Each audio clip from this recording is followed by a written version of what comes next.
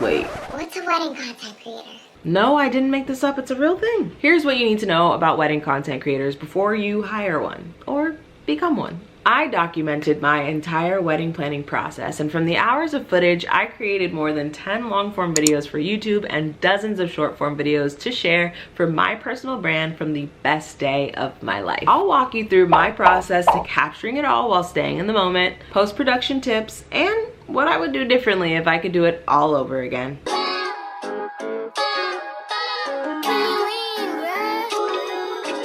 Hi friends and content cousins, Tarynallyssa here. I'm an education professional and content creator who creates content about life in my 30s, plus all things creator economy. If that's your jam, I suggest you stick around and subscribe. I post new videos weekly, mostly. So what is a wedding content creator? Well, it's kind of what it sounds like. It's someone who documents and shares the journey of planning and experiencing a wedding. And they do this through various forms of content like photos, videos, and posts through social media like YouTube, Instagram, or on a personal blog. The key distinction from traditional photographers or videographers is really in the style, approach, and the purpose of the content. I'm sorry if y'all can hear all this rain out here, it's really going. So what do I mean by style and approach? Well, a wedding content creator is really focused on storytelling and personal expression. They often capture candid moments, behind the scenes, and really the overall experience of the wedding process in a more casual and relatable style. Whereas a photographer or videographer will primarily be focused on creating polished, high quality content. Their emphasis is on capturing staged and posed shots, as well as documenting some key moments. You can think about this like posting for LinkedIn versus posting for TikTok. You're likely going to be sharing for a slightly different audience.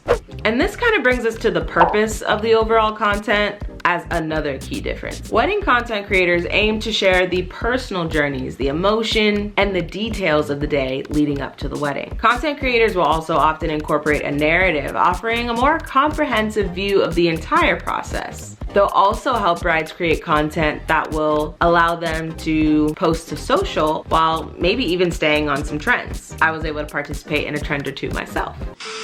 Personally, I don't like the bitch. But if you like the bitch, then I'll tolerate the bitch.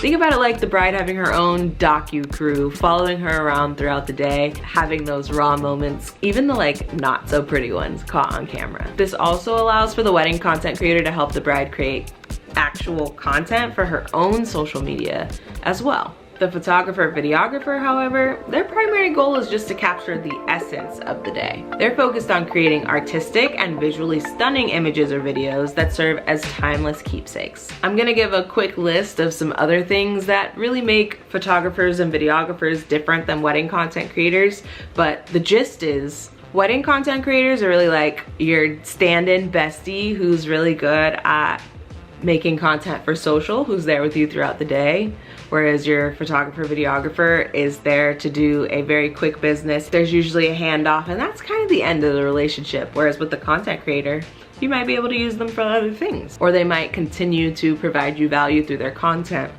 by sharing what they know about content creation. And even on their own social platforms, they may actively post tips or advice or personal reflections to help them build community with brides and brides-to-be. There's also just the delivery and like the timeline of it all. Wedding content creators typically have a much faster turnaround, some within like 24 hours, because they're literally just dumping from their device to your device. Whereas, you know, photographers, videographers can take weeks, even months to deliver your photos and videos. My photos came within about 4 weeks, but my video took months, and that was including revisions. So that's something to think about.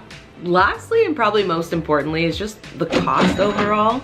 Wedding content creators can usually just be more budget friendly and accessible to a broader audience. Content creators often use, as we would call, consumer grade equipment, you know, an iPhone, a little selfie light, and that just allows them to be a little cheaper and a little more flexible because the quality of what they're giving you is, well, social media grade.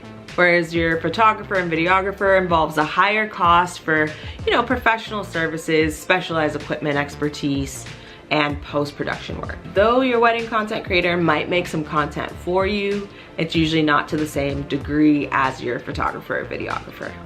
So to wrap it up, your wedding content creator is going to create a more personal, accessible, and engaging perspective on the wedding experience. Creating content that goes beyond traditional photography and videography. But what if a wedding content creator isn't in the budget? There's nothing more personal than shooting it yourself. It wasn't in my budget either.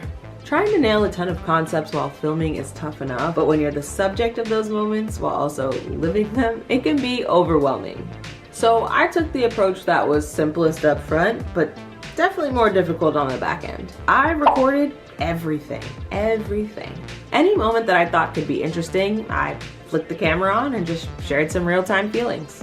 This made the recording process a lot more stress-free and natural, I guess, because I just did what I felt like in the moment. But when it came to editing, I did have a ton of footage, like 30 hours.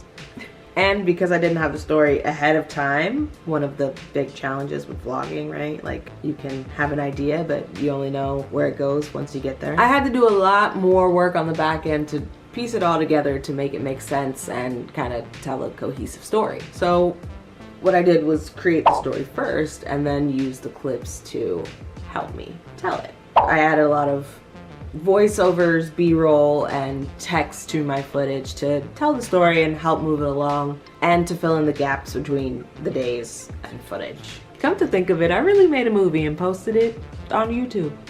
Canva was clutch for this. I actually have a video about how I use Canva to upgrade my videos. If that's interesting to you, watch it next. If you made it this far, welcome to the family table. We are officially content cousins. At this point, we're gonna get to the good stuff, the stuff that's only reserved for family. And I'm glad you're here. Also, we're family and I don't know everything. So if you have any advice for brides-to-be, please leave it in the comments down below. We need each other.